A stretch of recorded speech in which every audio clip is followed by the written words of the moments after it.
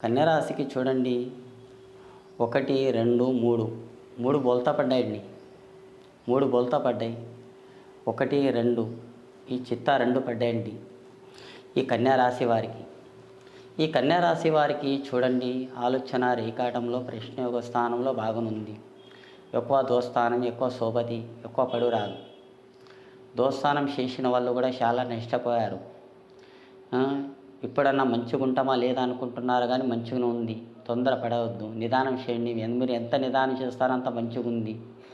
ఎక్కువ దోస్తానం, ఎక్కువ స్నేహం, పొత్తుల పని పార్ట్నర్ చేసి చాలా చిక్కులు పడారు.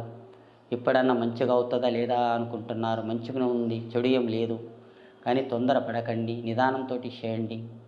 మీరు రాబోయే దినాల్లో కూడా, రాబోయే కాలంలో కూడా మీకు మంచి గడియలు ఉన్నాయి.